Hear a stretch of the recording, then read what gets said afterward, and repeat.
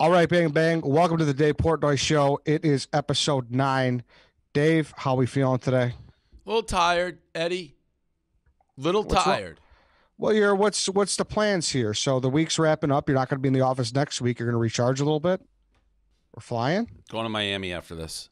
Look at that like a 10-day trip. No. Just for the weekend. I got to be back. Big week, but things are weird because the Philly house, we're COVIDed, so you're not supposed to be there you're not supposed to have multiple households. So it gets a little dicey to be live streaming and breaking the rules. So going to get a little warm weather, keep this tan going, and keep it going. So, yeah, but I am exhausted.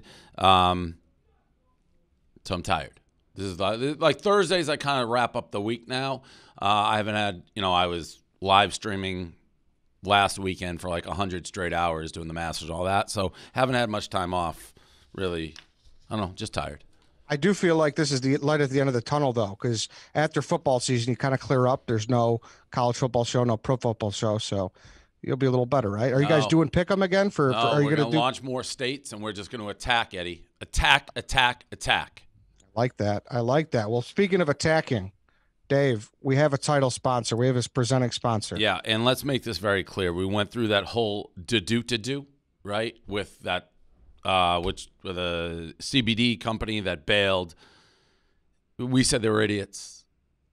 This show's doing really well, Eddie. I saw the podcast numbers on this. I was like stunned. Like they were pretty big. Dave, I don't know what you don't think. You're an interesting guy. People want to hear what the fuck you have to say. Understatement. Yeah, I don't know. It's just so low. But I'm this is doing well. And if I understand, the CBD guys were like on BFFs too, which is like the number one trending podcast on Spotify right now. And I took TikTok, and people are like, "Hey, Dave, what are you doing with TikTok, you dummy?" I took my hand and I just put it around TikTok's throat. And now all these TikTok stars don't make moves until they hear from me. I can't decide. Like, I think it's twofold. I think there's an element that you're really good for these kids, and there's an element that I'm terrified that these kids are going to learn from you for in some aspects. No, listen, Eddie, we keep it real with these guys. They're normal. They come across as likable because they're used to not saying anything. They open up and we get some, I don't know what the audience thinks, but I don't even care about that. It's like, hey, why is he doing TikTok? It's like, well, we got to get Barstool into the TikTok world. I didn't just come into the TikTok world. I stormed into the TikTok world. So things are going well. And the moral of the story, CBD, I think was sponsor of both those shows, probably got in at a bargain basement rate because we hadn't established a baseline. And then they got, their nuts tickled a little bit or their balls hurt. And they're like, oh, we're out. We know Dave's a great marketer, but we're out. Boo-hoo, boo-hoo. Steve Che. I talked to Steve Che. I'm like, Steve Che, you see these numbers coming in on these podcasts? Like, yeah, they're pretty fucking big. He's like, we got people now calling me like off the hook to be a title sponsor. Yeah, like I said, Steve Che. Like, don't buddy me, I'll buddy you. So long story short, this actually came straight from the desk of Erica Nardini. Straight from the desk. Like She was like sending emails about him. No, she was like the salesperson / CEO. What are you looking at, Michelangelo? Oh, no, I was just going to say the email she let off with hey buddies to everyone. So. Yeah, and here's what I've heard about these guys. It's Taser Strike Light, Taser Pulse Plus. These are the products we're promoting. The Taser Strike Light, a high-powered flashlight that can repel an attacker.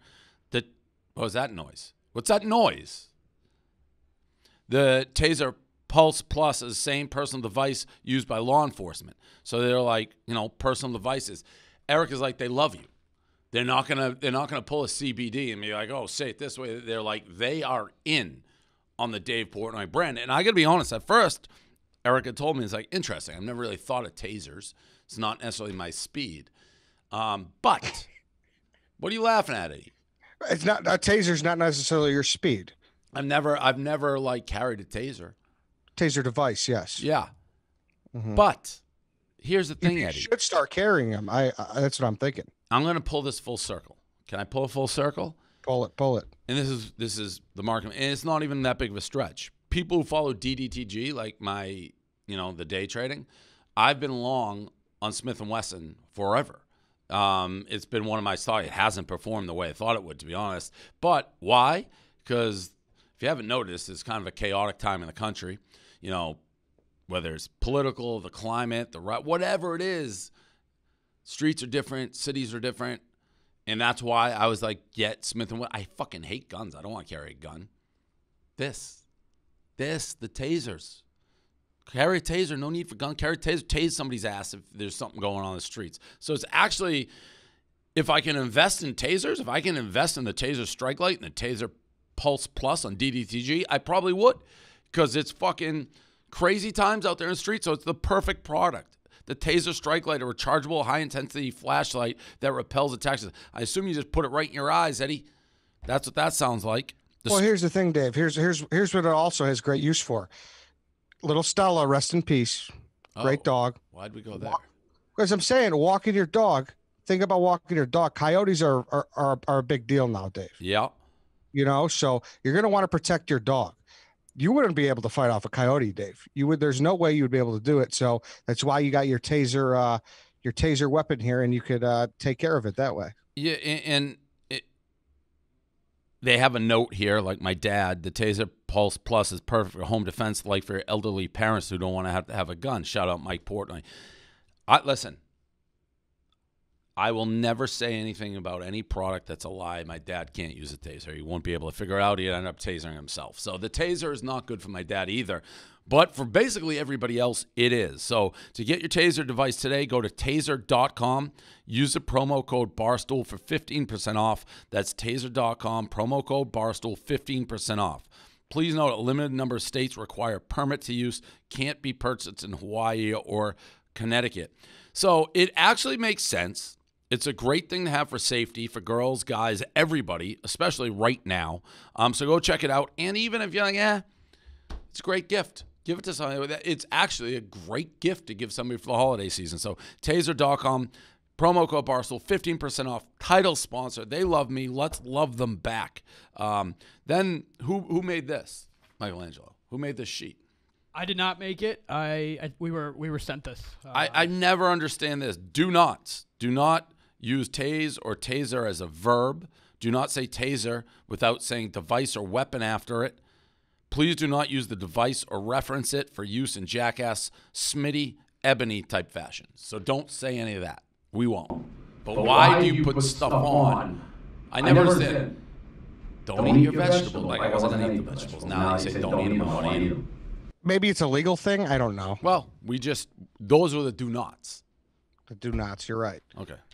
But go to taser.com. Keep yourself safe. It's that simple. But Dave, they're not the only people that were looking to get into the Dave Portnoy business. There was other people that tried to get a piece of the action. We went with Taser, but I feel like we should still hear these people out. Maybe do like a mini big brain here. You like that? Yeah, I mean, if they're serious. So I don't want to waste my time. I don't like people, everything thinks free. I mean, my DMs now, everyone, can I work? Can I do this? Can I blah, blah, blah. Yeah, I get it. My DMs are crazy fest. I bet we're later. There's interesting to hear about if someone responded or not. So we'll hear. Pitch number 1. This one's from Dave. He has a product called Jamtown. So what are these guys? We're actually doing it. Yeah, we're gonna do a couple. We'll see if you like them or not, and we'll be like, hey, all right, put that in the tickler file. Let's maybe bring them out. Okay. Yes. Product: local live music finder app, the only app for finding socially distanced live music events. Can't offer 100K, but he's prepared to leverage a sizable portion of equity to whoever is willing to help rebrand Jamtown to help save our struggling industry. I don't get it. So it's probably a way to know how many people are in a concert. So if you should be able to go or not, I guess. Dumb, hate it, stupid. I mean, you can't be coming out with COVID products when the vaccine is like 10 seconds away, right? And I'm not saying 10 seconds, but they're saying by the end of 2020, there'll be a decent amount out. And by the end of 2021, it'll all be out. So I don't know what the hell this guy's talking about. And what do you mean? I don't get it at all. It's a terrible idea. And if that's how this game's going to go, I don't think we have much of a future. Do you like the idea? Do you like that idea? here's my thing. As far as concerts, I don't really like. I was thrown off. So Erica was in town earlier this week, and apparently, did you know the flight industry is projecting that they're not going to have a year like 2019 until 2025, even with a vaccine? Yeah, vaguely. I know they said that. I don't. It's crazy. I don't agree with those projections. No. No, I think there's going to be such pent up demand to travel, fly, all that shit. I think people are greatly underestimating. So yeah, all right. That's if you don't believe in that, then you wouldn't believe in people not wanting to go to a concert because a lot of people. It seems like a crazy, borderline counterintuitive way to decide what concert you're going to. Like, let me find the concert and the bands that nobody wants to go to. So let's go find the shittiest bands because there's nobody there. Hate the idea. It makes no sense to me. All right, let's go to a guy named Elio. And by the way, young people don't give a fuck about COVID. Like, I'm going to Miami, and for the most part, I won't be able to tell that COVID's going on. I won't. Correct, yeah. So and then the people who are going to the Elton John concerts, and young people go to those too, probably aren't going to download the app, right? Yeah. It's an interesting. I don't want to go on a COVID rant, so I'm not gonna. You've done a lot of those. Elio, pitch number 2. Crispy Pig is the name of the product. It's Bloody Mary in a can. Gross. You don't like that, huh? That's like drinking tomato soup in a can. I mean, it strikes me as gross. Are you familiar with this word, Eddie? Accoutrement? I am not. That's like the shit you like. It goes for and hopefully I'm pronouncing it right. Like an accoutrement would be, the celery, the olive, the garnish on a Bloody Mary. It's the extras. That's very important to a Bloody Mary. Like, I wouldn't even want a Bloody Mary in a glass if it's just no accoutrements. Do you have it, Michelangelo? I don't know how to read pronunciations, but you're right on the definition of it. Accoutrement. Yeah. Accoutrement. Yeah, that sounds about right. Yeah. Good point. I don't like when people get too much with that, though. They'll put like a full burger on like a stick into the Bloody Mary. You don't want that either. No, though. You don't want the full burger. But I mean, a celery and an olive is basically mandatory. A little bacon. Yeah. Now we have Kevin here. Kevin is with William Stoker and Heating Co. It's a commercial HVAC contractor. We need some HVACing here, Dave. That's AC. Yeah, he does. He wants to pitch. He said it's the company makes millions. They use things for Chevy, so that's good. They supply parts for Chevy. That's nice. Just to buy the company. What's his exact pitch, Michelangelo? His pitch is he would like to formally apply for a PPD, Portnoy Pixie Dust, presenting sponsorship offer and life makeover. He wrote a lot. Below are some reasons I believe you can transform our business and life for $100K and provide content. I could go into the reasons. So these guys want. All right. So these guys want to be the average. So I mean, listen. I don't want to take people's money that I can't get behind. So this is just a commercial air conditioning company. I mean, I believe in air conditioning. I believe in being ice cold at night so I can sleep. So I believe in it. So if they can keep a room frigid, I'm all in on that. He does say he could pay the fee or work out an equity deal. No. Everyone and their grandmother wants equity deals. Everybody. Dave, there were rumors that you were a hot hotel room guy. How do you know that's not true? I don't know. I went up to your room that day in the Aria. I know. And I remember now that you bring it back. It is an absolute well-known fact that Dave Portnoy, if he opened a hotel, he'd call it AC and water pressure. I've frozen out almost everybody in this company at one point or another. I like it ice cold. It can't get cold enough for my taste. Like I would sleep outside if I had enough blankets and it could keep quiet and like not be afraid that there's things happening around me. I hate that a lot of these hotels are capping you now. Have you noticed that? It's crazy. They put it 65. 65 is the cap. It's nuts. It's awful. I stayed at a place in Vegas and I called down. I was like, hey, it's not cold enough. They're like, oh, that's as cold as it gets. It's gonna freeze everything over if we get any cold. It's crazy. I don't know if I told you when I went to Lexington. I stayed at a hotel. It was a Hilton, kind of old Hilton, but a Hilton and it was fucking hot. I couldn't sleep, so I called down like the AC's not working. Guy comes up. I knew he knocks on the door. He's carrying a fan, like a windowsill fan. I knew I was dead in the water. I was like, why does the technician have a windowsill fan? So he's like, if I can't fix it, you want this fan? I'm like, no, dude, I don't want the fan. So I moved rooms because it didn't work. I didn't like the new room.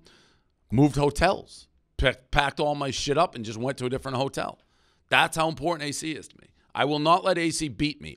There's very few things that absolutely I'll go to the end of the earth to fix. AC and bad internet. And that fan, you're right. That fan is the kiss of death. You see that coming. It's the Grim Reaper, basically. It's like this complaint's been issued like 1,000 times, so he knows he can't fix it. He's going to just throw his glove out on the field, go through the motions, bang it a little bit, but he brought the fan. And where do you think that fan was? That was in Freddie's boiler room downstairs behind blankets and shit. It was... My heart sank when I saw him with the fan. I was like, this, he knows he can't fix it. Why else bring the fan? No, you can't have that. Well, that's a power move, I would say, Dave, to just check out and go to a completely new hotel. Oh, yeah. That's a great move. Speaking of Lexington, that's actually a big part of today's show. We do have the owner of Goodfellas Pizza on. They have 9 locations. It's one of the most infamous pizza reviews. Maybe the infamous pizza review, It's right, by Dave? far the first pizza review I did with Goodfellas, the 0.0. I said it was the 0.0 heard around the world. By far the most talked about pizza review I've ever done, and I'm closing in on 1,000 of them. But they shut down.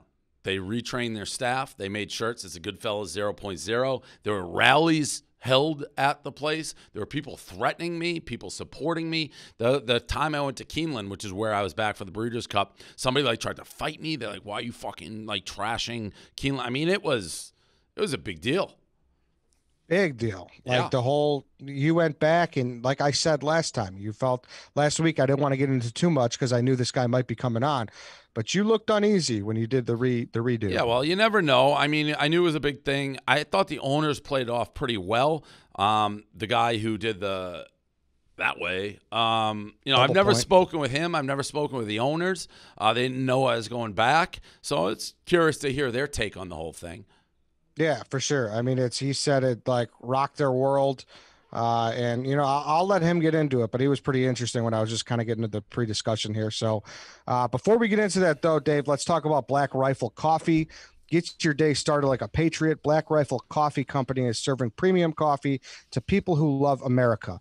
Founded by veterans, Black Rifle Coffee is about giving the freshest cup of coffee to the greatest country on earth and its citizens.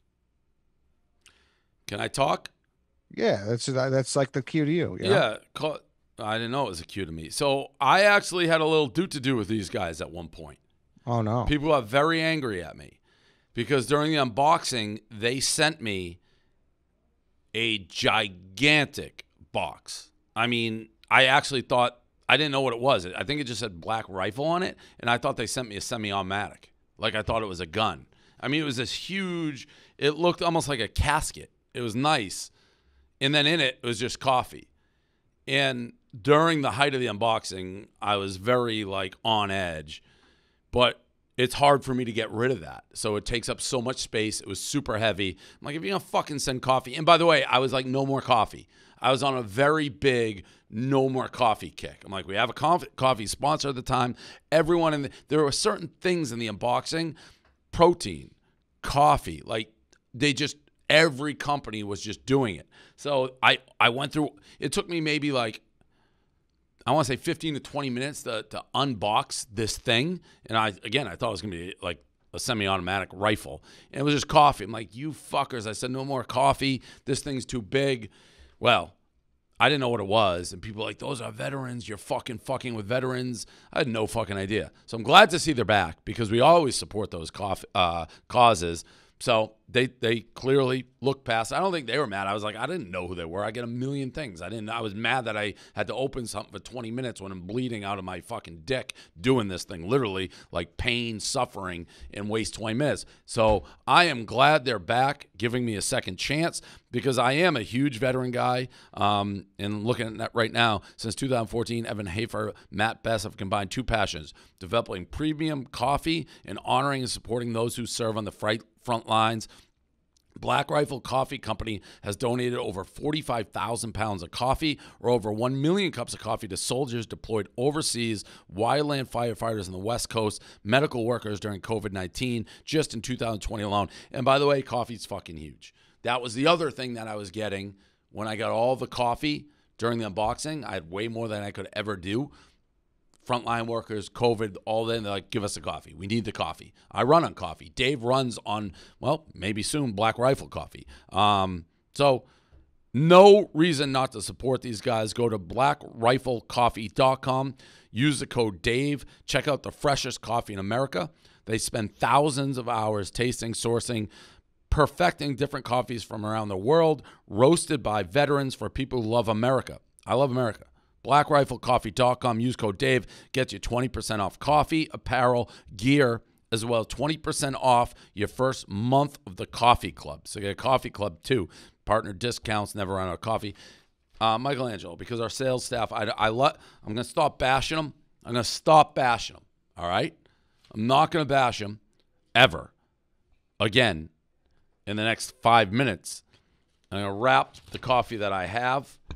But if this show is sponsored by coffee, maybe give me the coffee of the company that's supporting us, rather than have me walk in here like an asshole with a competitor coffee. Now, people at home have to be wondering, does Dave get unjustly mad at our sales staff? Hey, we have a new sponsor, Black Rifle Coffee. They love America. I love America. I love the veterans. They love the veterans. He's walking in because he doesn't know who the ad is with the direct competitor to the sponsor. People who know me know I like to support the people who support us. But I'm sitting here like a dickhead with a competitor coffee that I will never drink on this show ever fucking again. If people can get me the Black Rifle Coffee, I'll drink that and only that if they're the sponsor of my show. How much of this is on Stephen Che? Who? Does he have anything to do with this? Get him in here. Should we get him in here? Get him in here. I want to get somebody. I'll get him. All right, Stephen Che, we'll get him. We will have it next week, but I will get him. Besides that, though, speaking but of, I mean, I don't mean to be a prick and like do it for over the top. But if you're a sponsor, if you're Black Rifle Coffee, and I'm sitting here with the fucking competitor coffee while I'm reading aren't you like, what the fuck kind of shit show are these guys running over here? Aren't you? I would be fucking furious. I'd take the blame for that. I apologize. I should have had I should have known. Get Stephen Che in here. I just DM'd him, G-chatted him. I don't really think it's Stephen's fault. I just want to bring him in. Whose fault is it? I don't know. To be clear, I don't know whose fault it is. Do we have Black Rifle Coffee here? I got some sent to me. So I assume you got some. Now, you get a lot of shit, so I don't know. But I didn't know Black Rifle was the fucking ad sponsor until I sat down. We've had them a week before. Last week? It wasn't last week. It was a couple weeks before, but I was reading those at that time. Now that we're integrating in the ad reads, so I'm trying to make advertisers get a bang for their buck, where they're clawing each other's eyes out. And I love fucking coffee. And I love America. And I'm drinking. People are going to be at home and like, oh, is he doing this? No, I'm not. Why would you advertise with us coffee and have me drink other coffee while I'm talking about how great your coffee is? People at home, this is what I fucking deal with. You think it's easy at this place? It isn't. Mike, are you going to get him or no? Yeah, I'll go grab him. Well, I mean, if you DM'd him, what's he doing? Breaking down Bucks film? He'll get it. Okay. Besides that, Dave, we do have another new advertiser before we get to Alex from Goodfellas, and it's in the pizza vein. It's with Slice. Yeah, so I know all about those guys. These guys are the app for pizza delivery. They've been around for a while. I've had calls with them. So I'm not looking at the ad read right now, and I'll read it after and see what their bullet points are. But essentially, most of the delivery services, Eddie, like the Postmates and DoorDash, they take cuts, big cuts of orders. It's okay if you're ordering higher priced items. Pizza places get murdered. It's like a flat fee. So if you're ordering, Chinese food, whatever it may be, and your bill is $20, $30 versus like 10 to 15 for a pizza, the pizza places get murdered. So they developed a delivery service for pizza places. They only deliver pizza. They take less of a cut. They're for the pizza parlors themselves. So if you actually support local business, local pizzerias, you got to order through Slice. We've also partnered with them. So it's the official delivery partner now of One Bite. So you can do it direct through the app. We want One Bite and Slice to be the only way you order pizza. Basically what I just said. We have an updated map on the One Bite app so you can see the places that have Slice in your area. It's quick. It's fast. And again, most important, Slice works with 14,000 local shops, save local pizzerias $200 million in fees. So you can now order a Slice using the One Bite app. In the One Bite app, if you don't have it, onebite.app. I use it, even if it wasn't mine. It's the best way to find good pizza, no matter where you are. Because the Stoolies go in, they put real recommendations, real scores. It's almost always on. Use a promo code DAVE. That's my name, DAVE. Don't wear it out for $3 off your first order. Download the Slice delivery app. Use code DAVE, $3 off your first order. Yeah, because sometimes you just want pizza. You're going to straight pizza places. A lot of these places are like combos. If you use Google, you're not going to get it. So go use the One Bite app. Correct. And they're not real reviews. Ours are real reviews. So that's, yeah. That's true, too.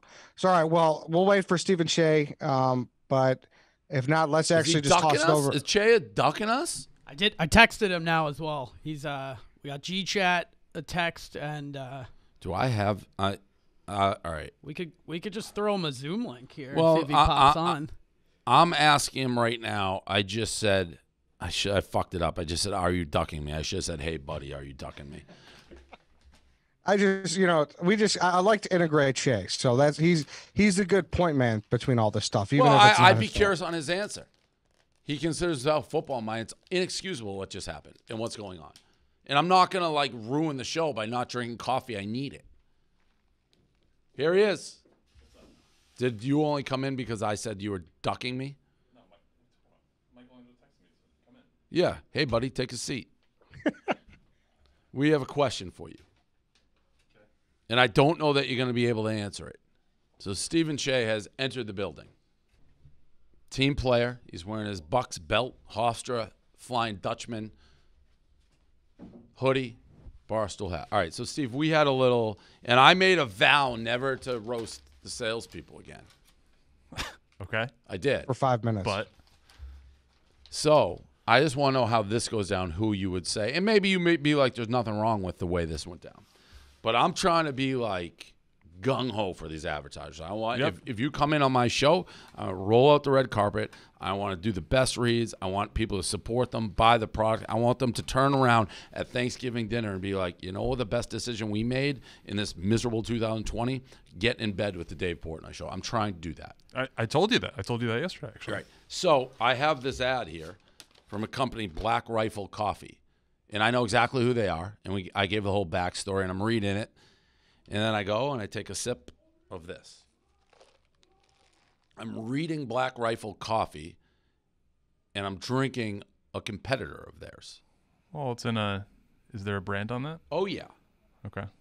So I wrap it like this, and I went on a little rant, being like, shouldn't I know that Black Rifle has come in to the Dave Portnoy Show, and shouldn't I only drink Black Rifle? I love America. I like their coffee, and they're supporting me. Of course, I want to support them instead of me drinking competitor while I do their ad read. Because I know if that's me and I'm the advertiser, I'd be like, what is this fucker doing? Reading our ad and then using a different product. I think that's a great point. So whose fault is that this went down like this? I mean, You gave a look at Michelangelo. No. So whose fault is it? Let me ask you a question. Yes. The email you got with the ads, when was that sent? I didn't look at an email. I never look at emails. Well, I mean, I guess so. The process. I'm not looking at Michelangelo for any blame. I'm looking at the camera. The process for sending ads is we send them the week before. So I guess there was an exception with this show because of the presenting sponsor that I resent last night. I texted Eddie to make sure everything was good with that. But didn't I say I may be losing my mind? I think I already said I don't read emails. Like, I need someone to walk in or call me and be like, this is on, it's big. I thought I said that in the last Due to Do. You did, but let me be clear. So be clear, Steve Che. Yeah. So we're talking about a presenting sponsor and a live read. So you want to be alerted of every live read because these are sent to you in advance. I don't know about live read, but there has to be some element that Dave walks in with coffee every fucking time he does this show. We now have a coffee. To me, I don't know whose client this is, and maybe we're not set up like that, but somebody has to be like, we got to make sure, like, this is something that he's going to be using in the show. He does it 100% of the time he drinks coffee. Right. So we had this a few years ago at HQ2 with X company. Correct. And we had to kind of make sure everything was in lockstep. Like, I had a different coffee sponsor during DDTG. Yep. And I had a refrigerator full of it, and made sure I had it. I knew it. I only drank it. Yep. Where did this go wrong? And even if I did read the email, is it then on me to be like, well, then what? I got to place an order at, hey, Spider. Right. I saw this thing. Can you go run out and like make sure I don't have it. I don't think. Do I? Right. That would be one where I'm looking in your direction. Have we? Michelangelo has on the record, Eddie, for those at home, Steve Che looked at me and says, that's a Michelangelo. Michelangelo said, I do not have it. I should have sought it out. I should have No. You should not seek it out. That is wrong. Correct. He shouldn't seek it out. I believe some was sent to here and or Eddie said he got it sent. Okay. So it should be in both locations, and I will track the person down who is responsible for getting it there. Who is that? Are we doing this again? Yes. I'll have to see exactly whose client You know was. who it is, Steve Che. You know who it is. They can't see your face. You're wearing a mask. Who is it? Who is it? I'll have to see whose client it was. I think that it was the same team as last time, and then I'll check in on that to make sure the same team as who did. Yeah. That was not their fault. That was not their fault. That was an internal thing that, I mean, I talked to Eddie after. Eddie boned me last time with that. Oh, he boned. Yeah, Eddie boned him. What did I do to you, Steve? You boned him. Well, you dog walked him and he boned you. I mean, I guess that's fair. What did I do, Steve? I want to know. I'll track down. The original is the complaints weren't coming from the way this broke down from the CBD company. Correct. It was internal complaints. I guess you could say there were complaints. All right, fair. Yes. There were notes, and my job is to Are these guys the big advertiser, Black Rifle? Within Barstool, like total dollar amount at the moment, no. But, they certainly have that potential. They've been in a few of our shows before. Got it. Okay. Maybe that's it. Maybe they're not spending the dough that gets. I'd love them to be because I love what they stand for. And I'll take this coffee to the fucking moon if I can get my hands on it. Yeah. They're going to love this. We're going to be, they're a veteran company. Yep. Myself and Black Rifle. Do they do stuff with, I assume, with Zero Blog? They have been in ZBT before, yep. Yeah. So we're going to go shoulder to shoulder. And we're going to go out in the field, and we're going to attack our own sales team, and we're going to bring this coffee to the moon. But I need the coffee. And I don't know where it is or who has it. You said you didn't get it. Okay. I'm not. It might be in this office right now. It might not be. I'm certain Eddie got some. I would think that it would have been sent here as well. It's almost like this team doesn't know what I do. Like, I'm a coffee guy. I rarely am walking around without a coffee in my hand. I think on this show last week, I reamed Kevin out for not having enough coffee for me. Hey, we Now, got Dave, though, you typically. Oh, here we go. No, There we go. All right. let me what, just Eddie? ask you a question. Here Let we me go. just ask a Here we question. go. Okay. You typically only drink one brand of coffee. If someone were to walk up to you and say, "Hey, Dave, here, drink this," what would be the odds? No, of you I'll say like that person- coffee. There's two that we've worked with. I can drink them both, but I can drink good coffee, any coffee. That is good coffee, Black Rifle. I've had it. I'd gladly drink. I don't have it, or maybe I do have it. I don't know I have it. And you've been, to your credit, you've been amenable. We spoke last night briefly about another non-coffee beverage company for a different thing, and you were totally game for it. Yes. So, yeah. But I mean, the point is, whether they spend a nickel, 10 cents, whatever it may be, anybody with a brain is going to be mad about advertising and having me drink a competitor. True. Yes. Steve, And are you comfortable I being? wouldn't stand for it if I was the advertiser. But we're going to fix it. They're going to listen to this, be like, Dave's got our back. He's ready to, I'm not going to use the word war because I don't use it lightly, but he'll go to war for our coffee. You'll go to war for the veteran Coffee brand. branded coffee. Correct. Right. Yes. Okay. Yes. By yelling at sales. Correct. Are you okay being the liaison, Yeah, Steve, between Steve, you and you sales? know who's going to end up winning out of this one? Sales, because it's going to Yeah. turn into a bigger deal. Yeah, I agreed. Sorry, Eddie, what was that? Are you okay being the go-between here whenever there's a problem with sales? Yeah, of course. I mean, that's my job. Correct. So, yeah, of course I am. And I'm comfortable saying anything to Steve. I like Steve. I don't, which was incredible to me, the name that he finally dropped, I don't know who that person is. And if we walked down the street and he slapped me in the face, I'd be like, who are you? Still, I don't know who it is. I don't think ever introduced themselves, or which to me, wild move. But maybe this. Who knows? Well, thank you, Stephen Che. Hopefully And we like can I find said, some I'm not coffee. going to ever, because sales is a hard job. I get it. I've done sales. And you don't want the talent like doing ripping and saying this and the tearing and all that. You don't want it. But I'm just doing it to help, because this could be a big deal. They spend a lot of advertising, and it fits perfectly with everything I stand for. So we'll get it there. And inherently, you're obviously not ripping the brand or anything. You're endorsing the brand. This is all good for Black Rifle 100%. Coffee and sales. Yep. So, yeah, we appreciate it.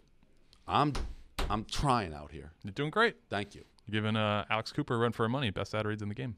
I've been reading my dick off. We've been doing this show for half an hour. It's just been ads. In my note, I called out, hey, great job on ads last week. Dave Portnoy ad show.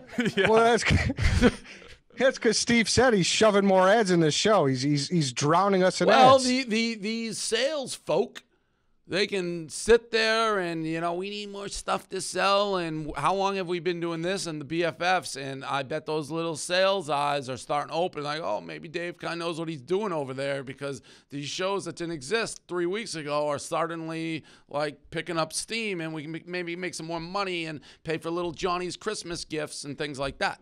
So maybe it all comes together. Yeah. You know what you're doing. I mean, the give you that. CBD guy, they probably had they had a bargain basement price probably for me and BFF, and now they're just sitting there with their dicks in their hands. Probably, yep. All right, thanks, Steve. Hopefully. Oh, man. All right, now the Goodfellas guy, Alex, I feel he's been waiting backstage for like a half hour. So, I didn't know we weren't on time. I thought. Oh, no. We're good. All right. We're good. So yeah, let's finally get to Alex from Goodfellas, and then he'll be on. And you could send it to him now, Mike. Okay. What do you think about Frank the Tank as well next week, Dave? Your dad and Frank the Tank. What did my dad and?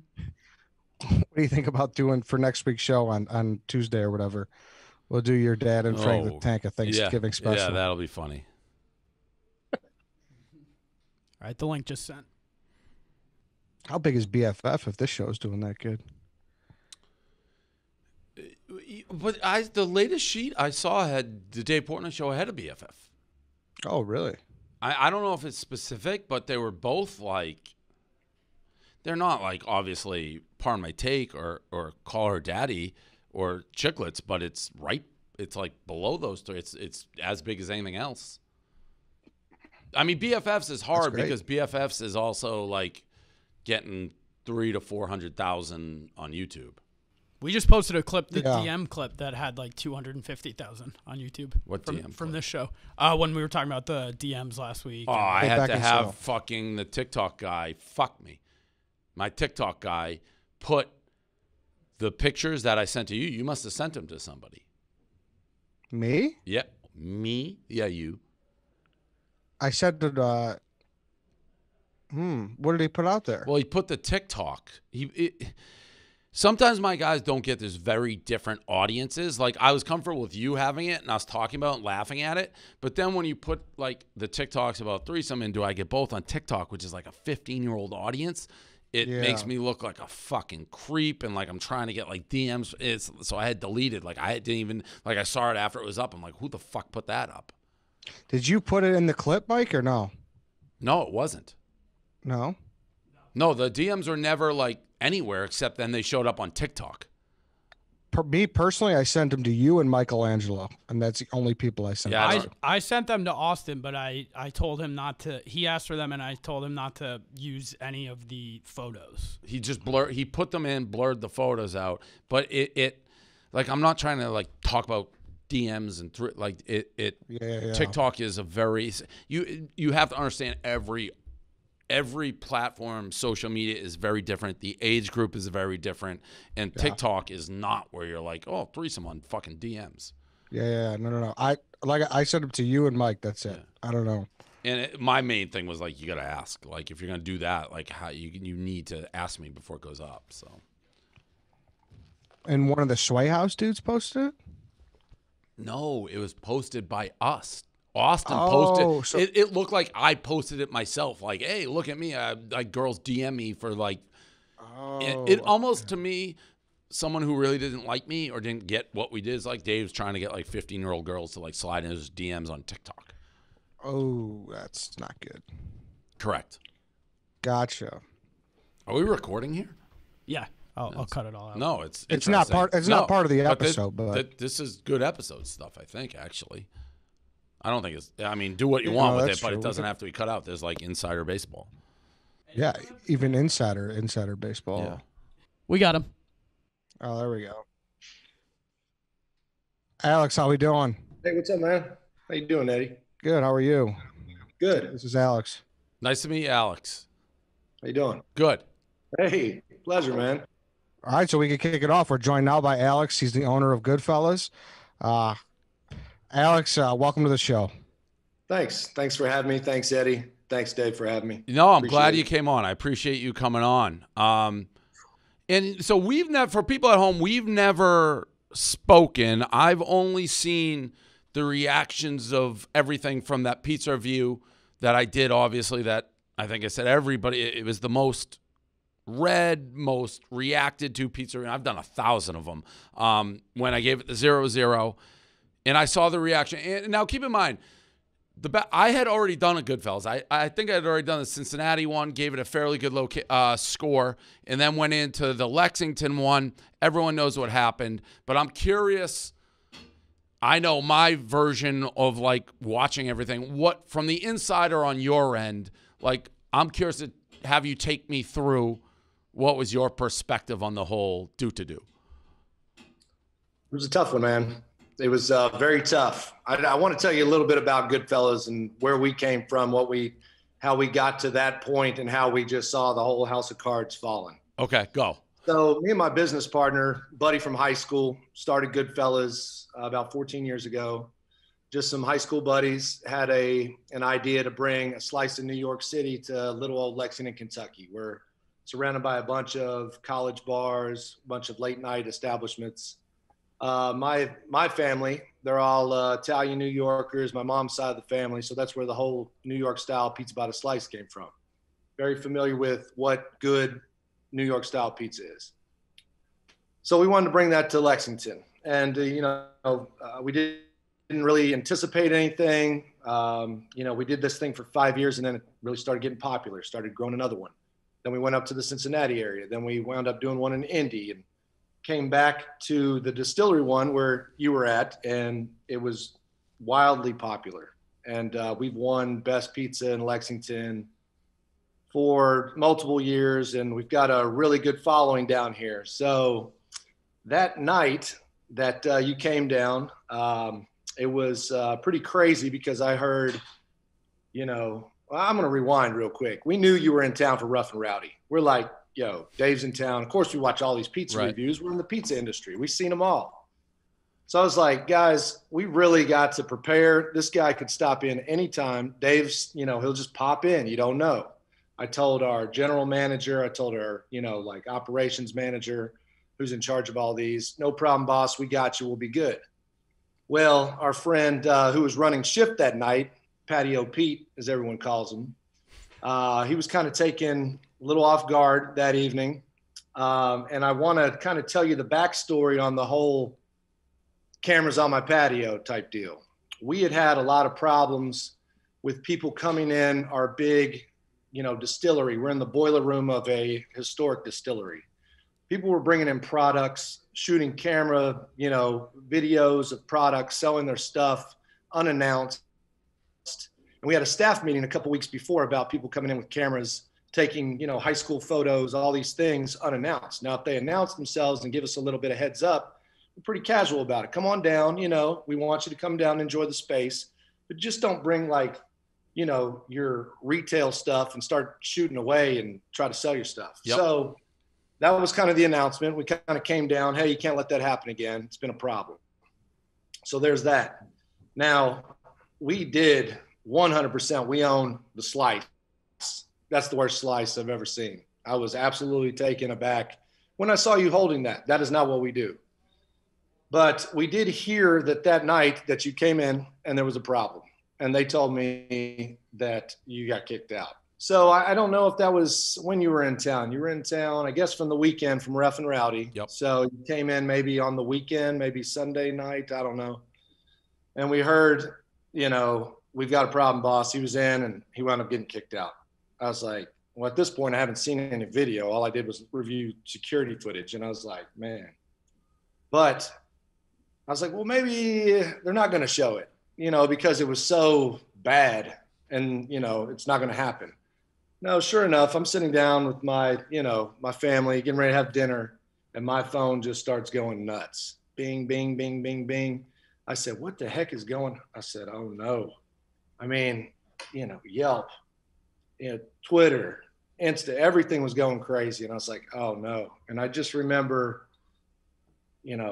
holding my head, and I was like, what the hell are we going to do about this? And I got on the phone with Boggs, my business partner.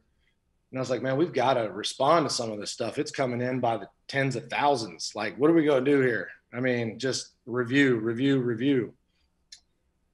So we got to hit them back. We got to do something. And we didn't really know what to do. I think we were getting ready to go to there was a baseball game, I believe. And the Yanks were playing the Sox. And we're huge Yankees fans. I was like, this guy's a gambler. He's, we love our horses down here in Lexington. Let's gamble a little bit. Let's see if we can stoke the fire a little bit, see if he'll at least respond to us. But obviously at this point, you're pretty pissed. So I was like, let's bet and see if he takes the bet. Well, I'm glad you didn't take the bet because I think Yanks lost like 13-1 or something that night. Is that something that was actually offered to me? Yes. Did I respond? I remember watching you guys were in the basement or whatever, your Facebook feed, your live feed. You're like, look at this. These guys are getting killed right now. Everyone keeps showing the phone. And so we're like, let's tweet at them. Let's say, hey, put some money on this game right now. If our Yanks beat your Sox, give us another shake. Give us another shot. And you're like, what is this? These guys are over here trying to gamble. I don't have any recollection of that. You're positive I saw that and knew it was real? Yeah, man. I was like, well, that was kind of a dumb move. But, yeah, you just kind of brushed it off. I remember watching the live feed. I'm like, oh, he's going for it. What's he going to do? And you just kind of shook it off. You guys just shook it off. So I don't even remember that. I mean, I know from my perspective, I was actually, when we released it, I'm like, am I going to come across as a dick here? Because I spit it. And the thing that if I look at that review, the one thing that I think, and by the way, I went to, I think the Breeders, no, I went to something in Keeneland, and some Keeneland people were mad, like, you guys fucked Goodfellas, and they were actually defending it. The thing that the people who are on my side, it was his motion. It came across, like when he did that, whatever that was, like struck a chord with people, being like, that guy's an asshole. Like that, if he didn't, like he was almost like, give me the pizza, bro. So it was like the way he interacted with me. Now, to his defense, and it is a loose defense, there was a group in the back who was yelling at me. Like, so I was doing it, and they were like yelling across. And for people who don't know, it's a huge pizzeria. It's a distillery, and it's a lot of outdoor space, and it's beautiful. And there were people far away yelling, and I'm like, it's cold. It's a cold slice. And it was ice cold. So for him, I always like, maybe he just heard that. He's like, this guy's an asshole and doesn't know what he's doing, yelling about cold slices. But once he went that way, that is what swayed it. But I always, and if people follow the pizza reviews and what we do, like my goal, I did feel bad. It's like this guy, it's like a small business. That is not what I'm trying to like help more than anything. Like we really at that point, even if I don't like the pizza, I try to couch it now. I'll be like, it's whatever, and I'll give like a mediocre score. But at the same time, like what you're saying, it's like we do put everything out. Like that's just kind of my nature. It's like whatever happens, it's unscripted. That's what makes it, and I don't remember the bet, but my take on how you guys handled it was you kind of wore it. Like you had the T-shirts that had the 00 on it. You did shut down to like just say you were yeah, exactly. So I thought you guys handled it really as well as it could be handled. I had no idea it would spiral like it did. And there were people on both sides. You had the logo looked like Lexington community, like there was the line around the corner supporting you. So it took all different angles. Hey, I just want to say, never hold back on your review. We own that 0 all the way on that pizza. And then the service, and Patio Pete, he wanted to send his apologies to say, hey, that's not what we do at Goodfellas. We do handle a lot of drunk people at 2 o'clock in the morning, 3 o'clock in the morning, and they get a little rowdy. So we've had to kind of, that's just what we deal with on a regular at all of our locations. We're in urban, environments. We're in downtown Lexington, downtown Cincinnati, downtown Indy, and, it gets kind of rowdy on the weekends. So did he just miss? Did he just miss the memo, Alex? Because you said you sent it out. You're like, hey, he could pop in wherever, but hey, we also don't want people shooting shit like the Wild Wild West. So what happened? Where was the breakdown? Oh, absolutely. There was a miss on the memo. I don't think anyone really went the step of checking out what you do with these reviews, and our management, I think, might have just put out a little blast to our staff, but they either didn't read their blast on their phones or they just blanked. I don't really understand what happened at that point. I said, make sure the pizza is money all night long for this next week. He's in town. I said, hey, it should be like that for every customer every time. But I mean, that was the biggest fail of all time for Goodfellas. And that's why this shirt is a reminder to us. Like, I mean, our staff wears it and they own that because that is not ever going to happen again. And that's just really what that shirt meant to us. And that was kind of why I do the pizza reviews the way I do. A lot of people always ask, like, do you give a heads up? Do you call ahead? And obviously it's gotten big. So people, 99% of the time, if I'm traveling now, it is what he's saying. People know I'm in the area, so they're like waiting, because if you have a well-known pizza place and I'm in an area I haven't been, it's 100% guarantee I hit it. We have our list. We hit them all. But the reason I don't call ahead is I don't. And it is even hard. People will see me and they'll make me wait for like 20 minutes. They redo it. But I want the slice that anybody is having with the pizza. Yes, right. I want it cooked how they don't know. So when did clearly the guy, this guy, and I do feel, I can't tell. I asked in the last review, I'm like, does he hate me? Does he hate me? Well, let's just say his life's been a struggle for the last couple of years. We say he had to go into the pizza protection program. We had to relocate the guy. He was, he became a celebrity, really. People would come in and say, oh, that's the guy. Yeah. You know, everyone, it really blew up. But I do want to say that the kid, and he was 23 years old, running the shift of a staff of 25, 30 on at that time. And so he had been with us a couple years and had earned, you know, the ability to manage that shift. But the kid is a hard worker. The kid has put in time. And that's why we stand behind our employees. He screwed up. He made a horrible mistake. Everyone's like, you should hang this guy. You should fire him. I'm like, what about all the work that this guy's done for us for the last 2 years? His commitment, his devotion, his hard work. No, at Goodfellas, we promote within. And every single person that busts their ass, that works hard, they get the next shot. And that's how we've run since the beginning. Me and my business partner, we built the first one by hand. We worked that store for 5 years. That's who we are. Every single time we believe that the hard work gets paid off. And that's why we stood behind this kid. We did have to relocate him, but he got another opportunity to move up within the company. So that's the story of Patio Pete. And like I said, he just kind of, he wanted to, but he knew better than to come on this one. Just didn't know what the aftermath would be. Yeah, so. And I that was my instinct, because I knew he got relocated, because enough people tell me, and even when I redid the review, and hopefully, because I don't know the guy, hopefully it didn't make it worse, but a lot of people I knew I saw him in Cincinnati, but when you guys didn't get rid of him and relocated, I kind of figured that was, so I respect the move, because the easy thing is just to be cut bait, but it's a much bigger move. Like, he actually went to a different location. And if anything, clearly all his mannerisms in that one just came across like, what a douchebag. And nobody knows him. It was his mannerisms, but in a weird way. Hold back, Dave. That's what you do, and that's what everyone respects and appreciates, man. He was a dick. Yeah, and in a weird way, though, I'd rather have – he was trying to protect Goodfellas as opposed to just sitting there and like, okay, I'm not doing – so he was almost, doing too much. So it was an interesting story. It's been one of the wild pizza reviews. And it was crazy when I walked in there the last time. It just figured, but those kids sitting on the bench and they're like, oh, we're doing a book report on like how it went down last time.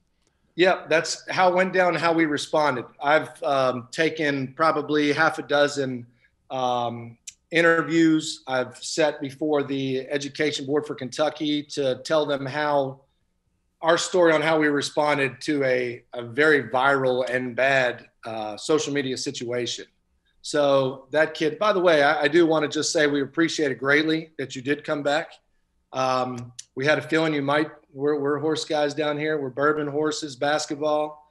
And we let them know, but just really appreciate you giving us a second shot on that one. Yeah, it was a no-brainer. It was one of those things, even I had no clue, like, the virality. Like, we do them all the time. I knew it was a different one. I knew it was unique. I knew what happened. I almost was more like, you never have to spit out, but it's what we do. And I knew you guys knew us, and the way you handle it, I always thought it was, they're doing the right moves with the shirts, with the retraining and the support and all of it. But it's what makes people trust and like the pizza reviews, because we don't edit it and you don't know what the hell's about to happen. And it was just one of those moments. Even the lighting in it, the time that I went, it was almost like just getting dark. And in the way the light shone on him when he did it, everything was just, I remember Frankie showing me, he's like, you're going to have to watch this. Like, you're going to have to take a look at the way it came out. And it was even the way, to be honest, most 99.9% of pizza reviews, we can't get kicked out because we walk out the front door and we're on a public street. The way the distillery, the Goodfellas, you have to walk into private property. So I don't like doing that in general. There's a reason we go out in the street. We don't want to be on their property, kind of for this reason, not because of that, but it's like you're not supposed to film on other people's, but the way your property's set up, there's really no other way to do it. So it was a unique circumstances. Yeah, it was the perfect storm. We've got to refrain people from coming in with video cameras. He was probably, I don't know, having a bad day, came out, was kind of defending it. He was probably insulted. At that point, it clicked. hey, that was the guy, and we just gave him the worst slice we've ever given anybody. Perfect. So now he's upset. He's scared to death. You know, he comes out, and what else is he going to do? Well, now I'm going to kick him out. Right. Like, that's your solution? Yeah. It was a wild event. So is business good now everywhere? Yeah, businesses. So I want to, if I can, talk about the response on that and how it really did just rally all of our locations. Yep. Like I said, we've got a pretty good following.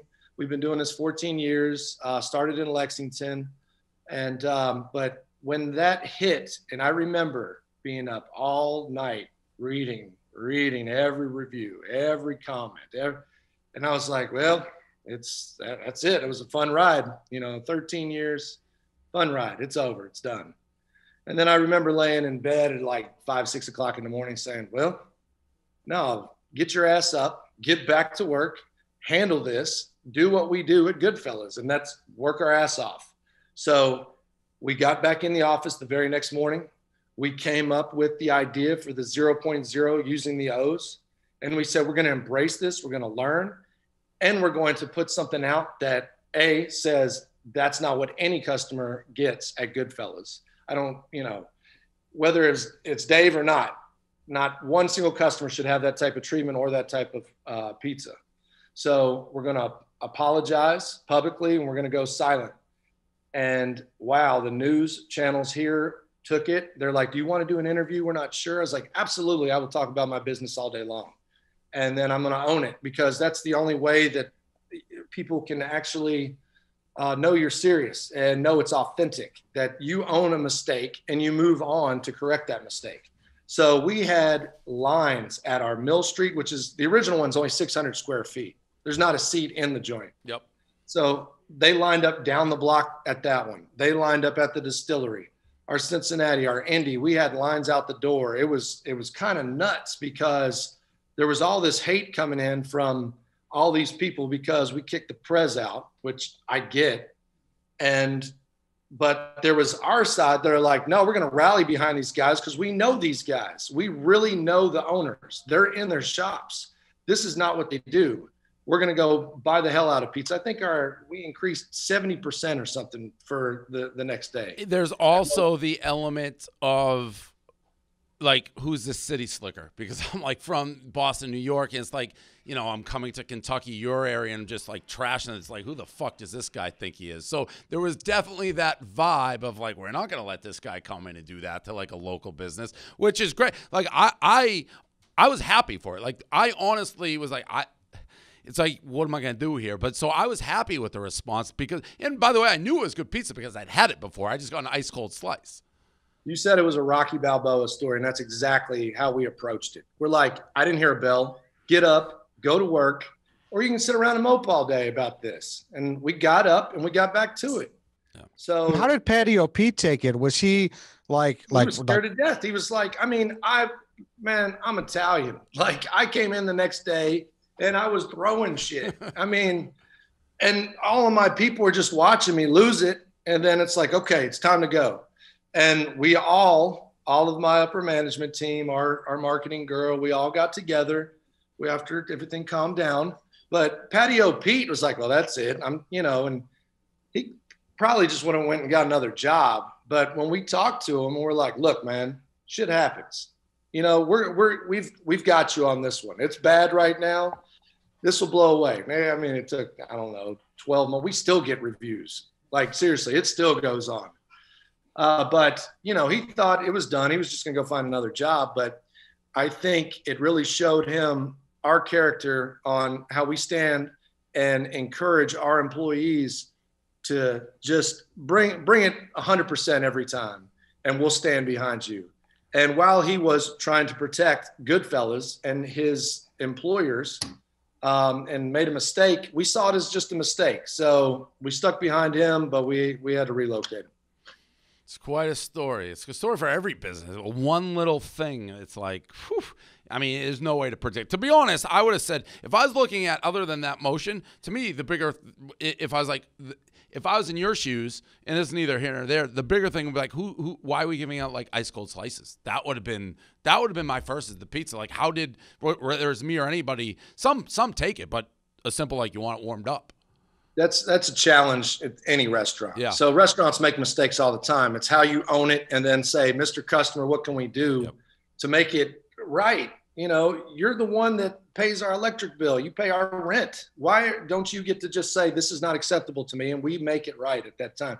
But that's the fallout with social media, right? People are scared to just come up and talk to you face to face, and you handle it right then and there. They want to go get behind their phone and then just bash people. And we might have went over the top to fix the situation, but we didn't have that opportunity because you just didn't come up to us and talk to us like a human. So we always say, you know, let a human fix the problem. Don't talk to your phone. Right. And it's always a challenge at the restaurants. So last question, we'll let you go. Yeah, and man. This is a hard one to come up with. If you could go back in time, would you still have the review go down like it did? Do you think it's been overall like benefit, like you said, the support, everyone knows it, or would you like no chance? That was like, would you have it still happen? Well, we always play. I don't really regret anything that happens. We learn. And I would say, to answer the question, no. I mean, 0.0. We're the worst pizzeria in the country. I mean, you know how many people come in just to check it out? And then it's crazy because if you go back 1 year in time, it was the Indy store, by the way. You were at Indy with McAfee. You were up there. All right, it was Indy. Yeah. And you gave us an 8.1. You said you were a proud dad. We were like, hell yeah, 8.1 is good. Still think it was higher, whatever. Yeah, we always strive for 10. Yeah, period. Yeah, every single time. I said that I knew I had been there. I knew I liked the pizza. I liked it when I went last time. It never even got the score out. So no, I wouldn't change it. Now, man, that was a stressful time. It was really bad. Thought the business that we had worked so hard to build, and we had 7 locations at the time, thought it was done, seriously. But when you see that type of just rally from your real customer base, and you know, it's great. It felt good to know that we could crawl out of this. And that's why, I mean, I took any interview. I talked to schools. I talked to high school kids, like in front of big groups. They're like, hey, we want you to come on and tell us about the story. And I'll get there in front of anyone and talk about our business all day long. So Eddie said one thing when he asked you to come on here. He said at one point you were a little bit nervous it would be an ambush. Am I right about that, Eddie? Yeah, you thought it'd be a sabotage. Hell yeah. Why? What? But I feel like if you actually follow us, like why I would never. If I was going to sabotage you, I would have probably done something in the last review negative. I get that, and that could have been bait, but we all know that clicks pay the bills, man. Yeah. So if we create some huge controversial thing and millions of people see it, you know, I'd have to be pretty dastardly to do that. I mean, most of the shit we end up in is exactly like how our thing. It's like it's not planned. It's like we go in there, something viral happened, but it was never like, oh, we're gonna go in and it's so organic. But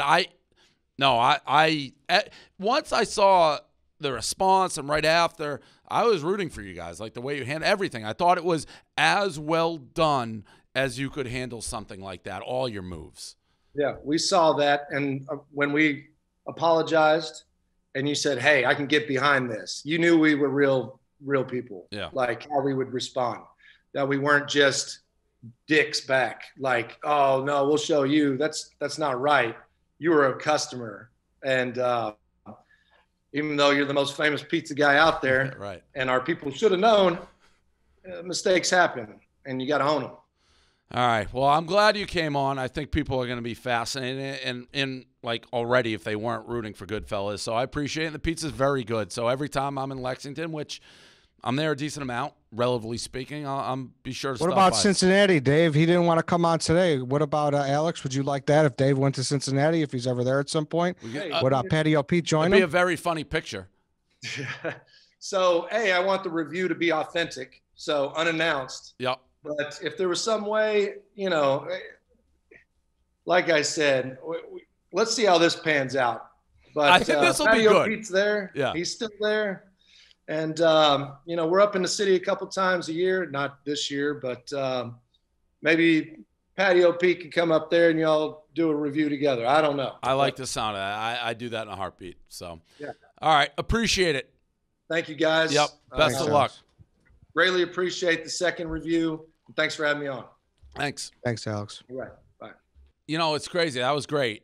You don't realize, and I don't, and this is something I've never, not just in this case, we've gotten so big, like the ramifications or the reverberations of what we do.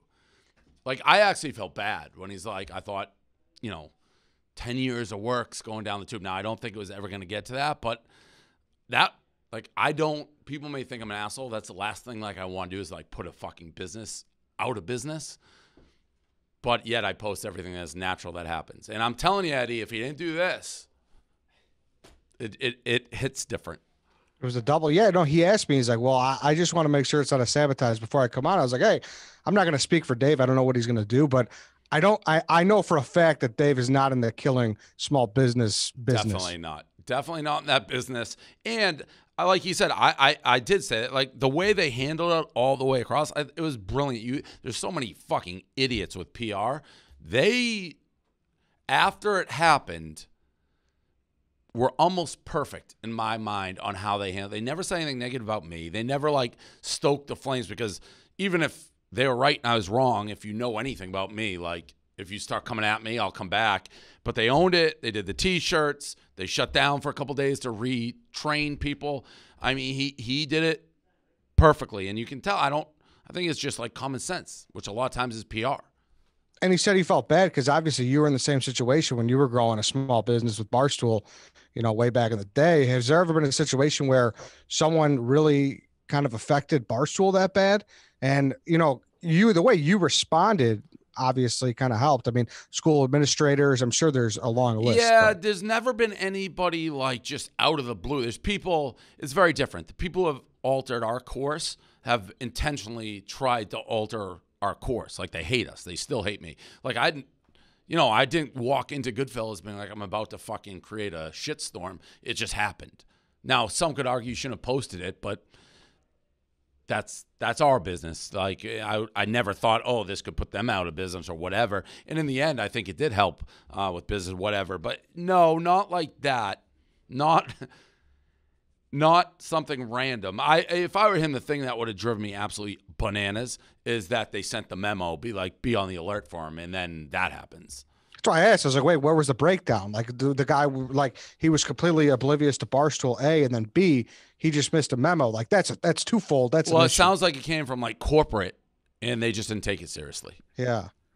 Yeah, I mean, I'm trying to think of an equivalence there, and it's almost like an athlete or someone who was really popular back in the day just saying oh, Barstool sucks, this site's lame. But then if someone did that, you always kind of fought back, or you knew how to roll into the joke or make it funny. I mean, obviously we've been in major scandals or publicity and negative stuff, but again, it's never I never hated Goodfellas, and he said quickly, I'm this is a bad day. Give these guys I hope they make it. I said that almost right away when they were sorry about that. That's not the type of disputes we get in. The people who don't like us really fucking are trying to their goal before they even say our name is to put us out of business or create controversy. That isn't I'm generally going to pizza place to help them. That's not what I'm doing, but it's helpful. I've gotten much more careful about trashing pizza places or saying it's horrible because I understand the impact and I don't want to do that. The ones that make it are really good scores, but pizza places beg me to come in. It's generally only good things can happen. So it's not, that was just a wild set of circumstances. So it's not that your scores are getting softer. It's that your criticisms are a little less harsh, maybe? The scores aren't going as low. You have to be absolutely horrific to get below a 6. Anything from 6s to low 7. 6s generally means I don't like it. Low 7s, mid 7s, good. High 7s, pretty good. 8, spectacular. But I used to give 3s and this. It's what is? I don't want to put people too many people are watching this thing now. Dude, it's tough, man, because pizza's so personal. It's so personal. You know what I mean? People love their fucking pizza. You go to Delco and you shit on those places, they're not getting the app, Dave. I mean, it's just you told me a story of the guy you took me to, Eddie, who you said wanted to kill me. Yeah, a guy wanted to kill you. You came to Chicago.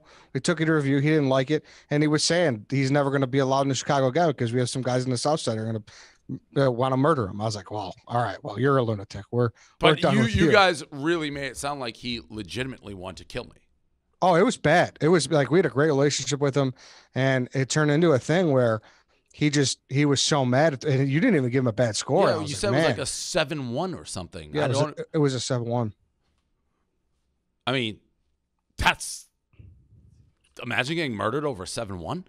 It was crazy, dude. We were very caught off guard, and we're just like, well, fuck you. Like we're with him. You know what I mean? So, and that's we haven't talked to him to this day. So it's kind of how that ended. And then I guess my last thing on the whole saga is you kind of were talking early in the interview where you said you might have regretted something or wanted to take something back. Was that spitting it out, I assume? I thought I kind of looked like an asshole and like a baby a little bit. And I still think I do. I like spit it and blah, blah. My babiness or looking like kind of a spoiled brat was overpowered by what a douchebag he looked like. Like, so when I watched it, I wasn't like, I wasn't overly proud of my behavior. But that is such a colossal douchebag move. It didn't matter what I did. Everyone's like, that guy's the worst. Patio Pete's the worst. That was the match. The He double bailed point me was out. the match. Once he did that, it was game over. Yeah. I got you. Well, let's get into some news stories and some inside Barstool. Before we do, though, let's talk about Roman's swipes, Dave. Obviously, everybody tries to last longer in bed, but thinking about baseball doesn't always work. The folks at Roman, an online men's health company, are changing the game with Roman swipes. It's a secret to lasting longer during sex. Roman is a big advertiser for Barstool. Yeah. Dave. And speaking of sex, I got slandered by another girl. What happened? Yeah, on Twitter. I saw someone said, one girl tweeted at me, emergency press conference. The girl wrote, Dave Portnoy, I got to tell the craziest sex story I've ever told. Dave Portnoy flew me out to hang out with him. I met somebody else that I used to hook up with and went home with him and not Dave Portnoy. She tweeted that. Slander? Yes. For sure? 100%. I know who the girl is. I did hang out with her. There's so much more to that story. I didn't give a fuck. I want her to go with somebody. Let's go back to Roman, but it was slander. Did you have some swipes in the wallet ready to go, though, just in case? I'm sure you do all the time. Eddie. Got to. You have to. It's human nature. God created men to, bust a nut quickly so we can move on to the next and create lots of offspring. That's right. That's called social Darwinism, Eddie. Roman is fighting social Darwinism. And they can ship these swipes to you in discreet, unmarked packages. And each swipe packet is small enough to hide in your wallet for whenever you need it. They're easy to use. Just take the swipe out of the packet, swipe it on, let it dry, and you're good to go. All you got to do is go to GetRoman.com/Portnoy. You can get your first month of swipes for just $5 when you choose a monthly plan. That's GetRoman.com/Portnoy. I don't see why you wouldn't do it, Dave. What do you got? Why not try it? Everyone wants to last longer. All right. Inside Barstool, Dave. I'm curious about these. Look at this mug. Black rifle. Little drop off. Black rifle. Fuck yeah. I love it with the little drop off there. We're doing a nice pour here. All right, now you got your coffee in a Black Rifle mug. Awesome. And we do have the coffee. So, you're going to be in charge of this now, Michelangelo, to make sure I have Black Rifle coffee as long as they're a sponsor of the show. Nice, fresh, piping hot. Beautiful. We're ready to go. Black Rifle. What a day for them. Love it. By the way, let's show the power of me in supporting the troops. I'm going to re-say it. We're just going to show Black Rifle who the number one mover product is in the world. So what are we doing again to get people to do Black Rifle? Getting the greatest read of all time. Where is it? Black Rifle is blackriflecoffee.com. Use code Dave. blackriflecoffee.com. 20% off your first month of the coffee club. 20% off coffee, apparel, gear. Use the code Dave. Veterans. They do all the good for it. They're sponsoring this show. I'm going to be in on these guys. They should be in on us. I should be like a minor league baseball field with Black Rifle like logos all over me. That'd be great. But it's only up to the people listening to the show, where they go buy some coffee from them. So, or hate America. It's up to you. The line is there. The line is there, people. Michigan bet. Big time bet. Are you facing any backlash from any Michigan people? Are you out of the circle of trust? No. Eddie, it's tough love. If you sit there with a smile on your face watching what's happening in Michigan, you're not a Michigan fan. We have to force change. Be the change you want to be. So you're completely out on Harbaugh? Yes, you have to be. I was completely in on him, but I've been out on him since they lost to Wisconsin last year and got embarrassed. Yeah, I was just curious if there's anything where, because didn't you speak at something over there? Or you did something with Eddie, Michigan? I'm leading from the front. You're leading from the front. All right. So no concerns about Michigan moving forward. Well, you're major concerns about the football team, not in my standing. I'm what every alumni should want. I expect excellence, and I will lead from the front till I get there. All right, so Michigan on the hot seat, and it's not going anywhere. I said last year, Eddie, I was only wearing Michigan clothes inside out during football season. Why'd you stop that? I haven't. I haven't worn a Michigan clothes. Oh, so they're completely out. So if I wear it, I'll wear it inside out. Every year. Yeah. It's not good. What's up with this charity softball game? That clip went out there. You hit a dinger. Oh, that might go. It went. I had multiple dingers. So it's just Philadelphia. A coach got cancer and was fighting leukemia, and a guy hit me up. He's like, hey, it's 10 minutes outside Manayunk, about half an hour from Philly. Anyway, you can just tweet out the link. It'd be unbelievable if you took a couple hacks. So I was like, sure, I'll. I always get people are weird. I like showing the home run because I went, it was fucking pressure. Like tons of people showed up to watch me do this. It was nuts. But I don't love talking about, like, I get uncomfortable, not only this, whenever we do like stuff that's not for publicity, because I don't want to make it seem like I was just doing it. It was just like, all right, I'm in the area. Yeah, I'm happy to help out. That's fair. Did you see Amir Garrett called you weak?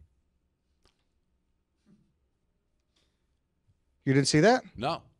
He called you weak. Amir Garrett called me weak. Yeah.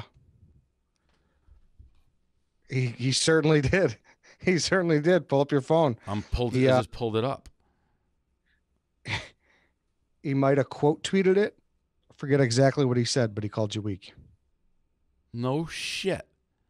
You missed that. I don't know how long ago he did that. Amir Garrett called me weak. What was weak about that? People are like, oh, you look like Ichiro. First of all, the picture's inside. I sent it to the fucking moon. They had baseballs that are squishy. They're intended not to go outside the park because I don't want to hurt kids. I defeated the whole scientific system. I obliterated those balls. He said, I'm embarrassed for you, Dave. You put every ounce of energy into that swing to barely hit it that far, shaking my head. Get in the gym one time, LOL. How did I miss that? When did he say that? He tagged you, too. It was 4 days ago. It's yeah, like well, sorry, Amir. I don't have 5 followers. I'm fucking, how many followers does this guy have? 8?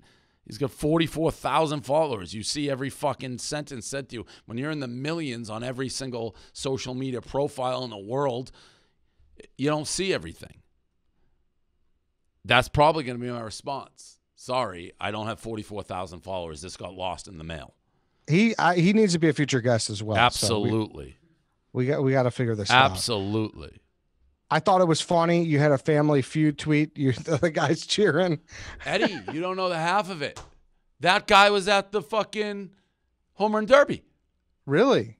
He's like the clip you put up from Family Feud. That was me. It was him. He was in the crowd. How crazy is that? That's absurd. Crazy. And so people are reaching out. They're like, "Oh, I'd love to explain. Come on." So I don't know. Maybe we'll have someone. Well, I know. I mean, you don't have to mean it. They tell them you have to, but who cares? I guess the only thing I could think, when you lose big money of the speed round, you still come back. You won the game. So maybe if you don't dance, they eject you. That could be it too. So people that didn't follow along, you were calling out the people who lose fast money. And because you're right, they continue on to the next episode. But if you lose the round, you don't get paid for that episode, I don't believe. Right. So it's like, why are you still cheering during the They go nuts. Yeah. They go nuts. I mean, They go nuts. It looks like the finale of a wedding. Like they're going bananas. Like you just lost 25 grand. Yeah, it's dumb. How do you think the Portnoy family would fare in Family Feud? Oh, my God. I would have to be the head of the family. I think I'd do all right. My dad would be an absolute unmitigated disaster. I don't even think he would ever fully understand the rules. There is a strategy to the order as well. So what's the order here? So your dad's probably last to keep him out of the buzzer round? Yes. Okay. It would probably go me, my sister, her husband, my mom, dad. And no shot at Mike Portnoy Esquire doing Fast Money round. 0. Although, Eddie, I don't want to be like an asshole, but 25 grand, like, it's not that much to me. The entertainment value of watching him struggle in that round is probably worth far more than that. So maybe I'd throw him in second with the pressure on the line just to watch him freeze. Can we rent out the studio? Is this something we could just mock even if it doesn't go live to TV? I'm trying to think of some. Hello. He'd just do a hello, and he wouldn't be able to hear. It would be a disaster. I want to do this so bad now. You'd have to set up on a real thing, so I don't.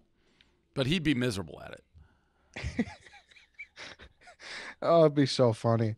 We talked about it a little bit earlier in the episode. The Cooper versus Sway House thing was unbelievable. I thought you used a great GIF of the classic Super Bowl moment, lighting the cigar, because you got two ends of the internet.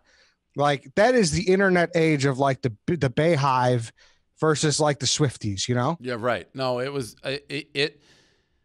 Even sometimes I astound myself with my ability to drive page views. And I remember I went to the Sway House and they were doing, all the kids there they're all doing podcasts. And they were like mentioning who they're doing with. And like, oh, we got to do this. They want to do it this way. I just looked at Josh. I'm like, dude, you're with me.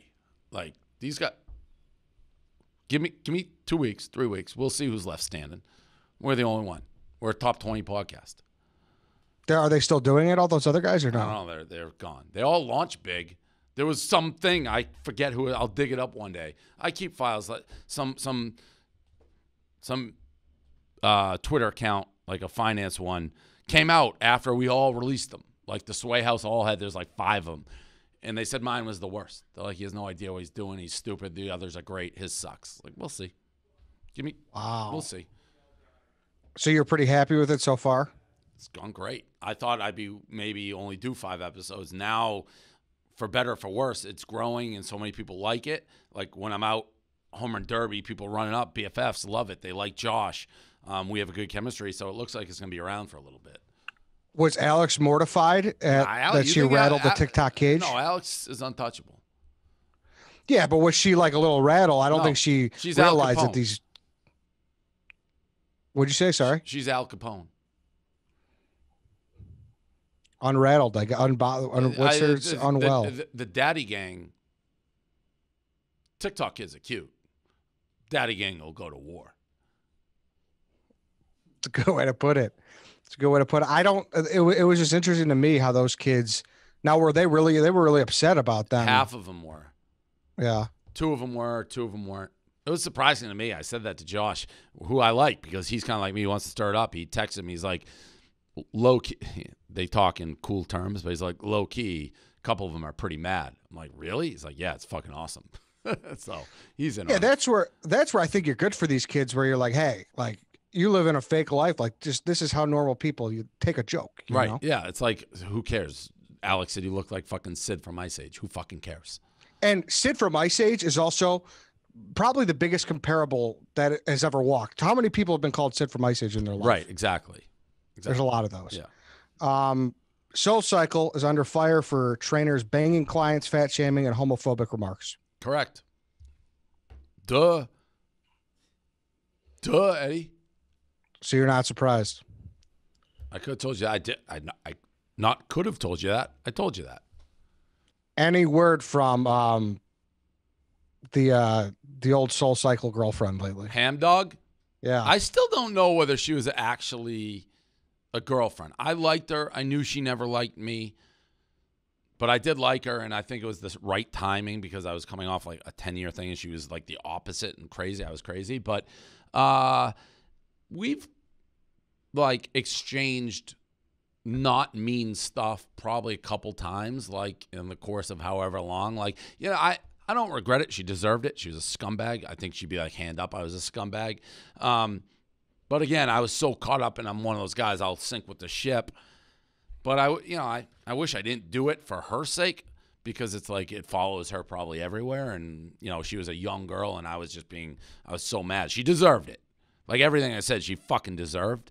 But, you know, I could care less now. Like, I could care less. Wait, so you really don't think she liked you at all?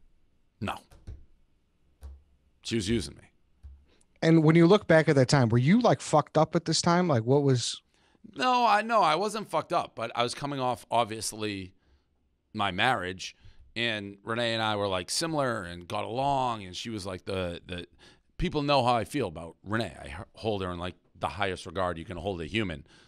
This girl was the opposite, like low morals, like trash, like different. You know, it was the first time I was single when people knew who I was.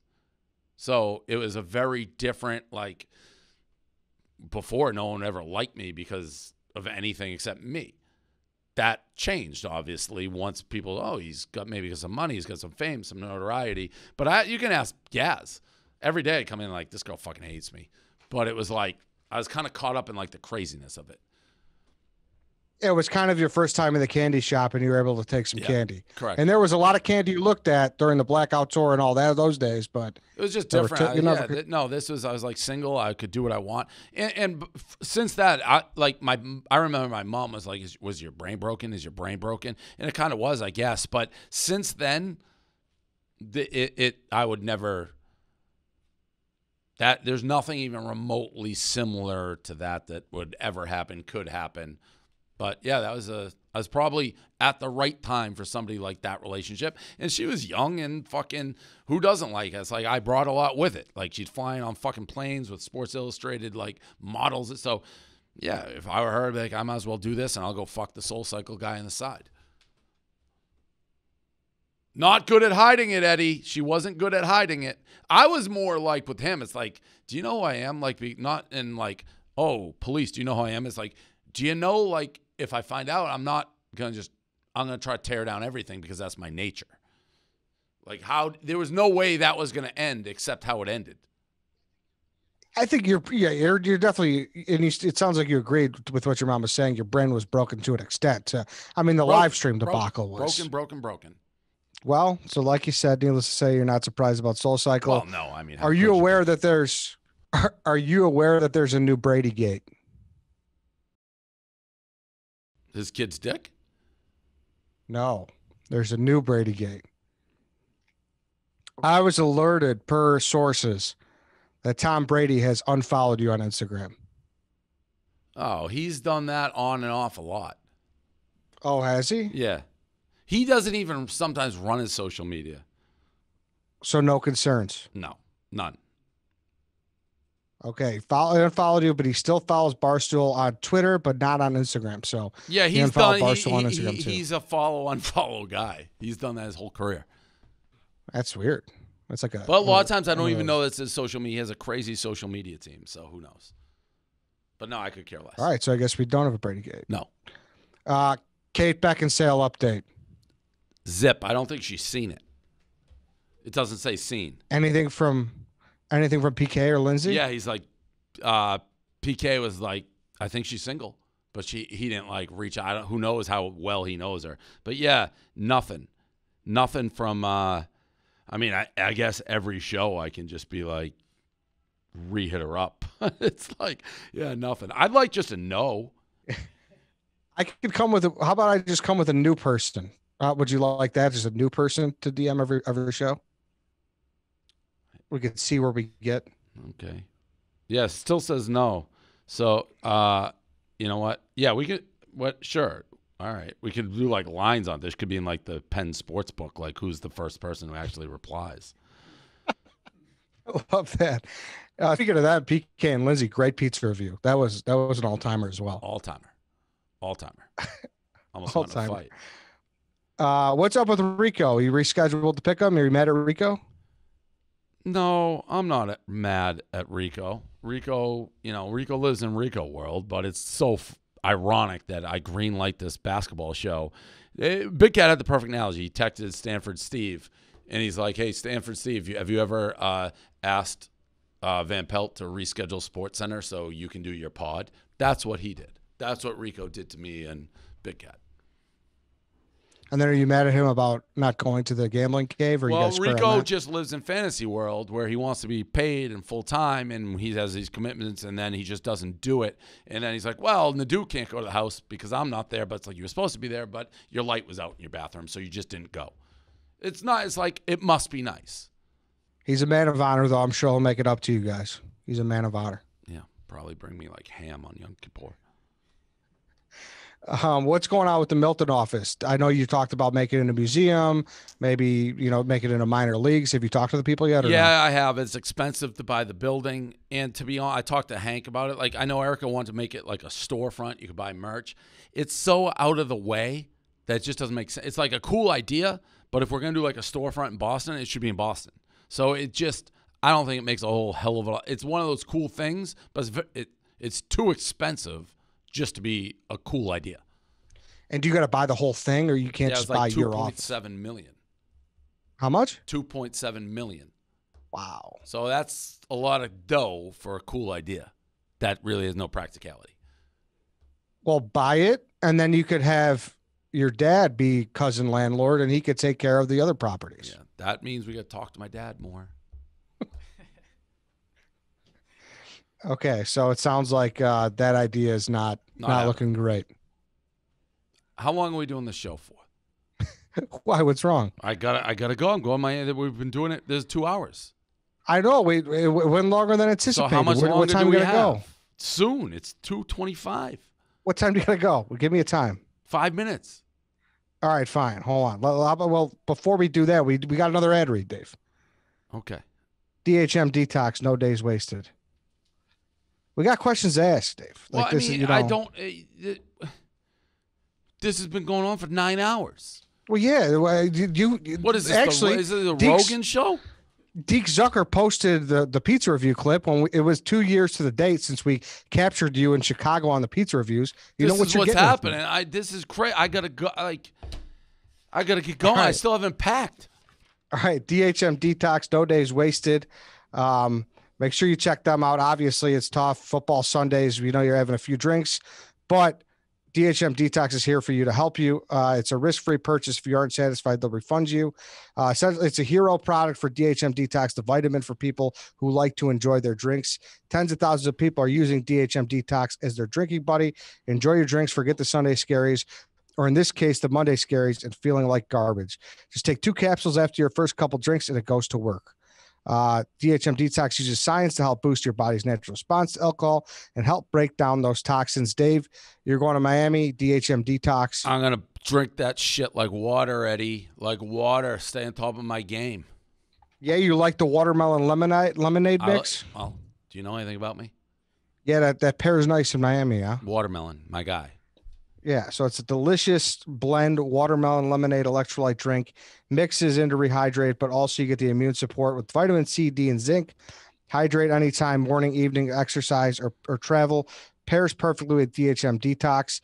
No Days Wasted offers a risk-free purchase, like I said. So if you don't love it, they'll refund you on your first box. We've got you on 20% off for your order and free shipping in the U.S. Just head over to nodayswasted.co. Use the promo code Dave at checkout. That's nodayswasted.co. Love it. All right. Eddie, just curious, how long were you planning on having this thing run if I didn't say I had to, like, into the weekend? Into the weekend? Dave, no. I have my questions I got to get through, and I plan on getting through my questions. Okay, so let's go. Well, I didn't know we had a time limit. I was told you're good to go. Who does a 2-hour? We're into, like, this is going on. Well, Dave, this is the show. This is the show. All right, listener emails. I still have more topics. Can I get through my topics or no? No. What? Go quick, and we'll decide whether I gotta go. I'm gonna miss the plane. I didn't know you had a plane. Well, I didn't know I had to say I had a plane. What was an evening flight, and we were doing it at noon. I don't care if you have a 9 p.m. flight. You got to let me know. It didn't cross my mind that this could be a conflict. I made the flight late so there'd be no conflict, and we're not even in the second inning of this podcast, so we've been doing it for 6 hours. All right. We'll do a few listener emails, and we'll come back, all right? And we'll get out of here. How about that? All right. All right, Dave. You ready for this one? This first one. I'm glad you stuck around. Dave Portnoy show at barstoolsports.com. Everybody listen to old shows. There's a lot of repeat questions. This one's from a guy named Eddie. Dave, I know you're a busy guy, so shot in a limb. It'd be an honor if you could attend this guy's wedding. Would you like to go to his wedding? No. Okay. Dave, I'm a fan of the No Quitters podcast. I was bummed it didn't get picked up. What's the thought process behind podcasts getting greenlit and which don't? I did not greenlight that. I didn't know. That's news to me. Never crossed my desk.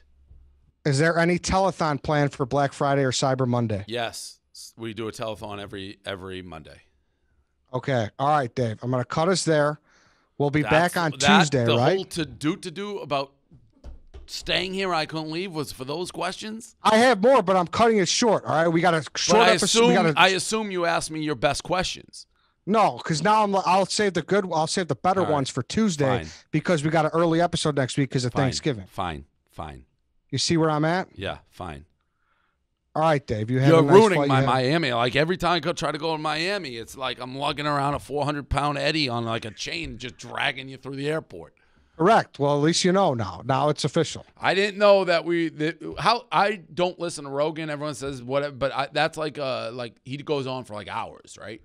Yeah, this show is probably like an hour and a half, hour and 45. This show right here? Yeah. 145, almost on the nose. Yeah, and that's without editing anything out. So we'll see if we take anything out. All right. Thanks for letting me go. Well, that's it for this week. We'll see you next week.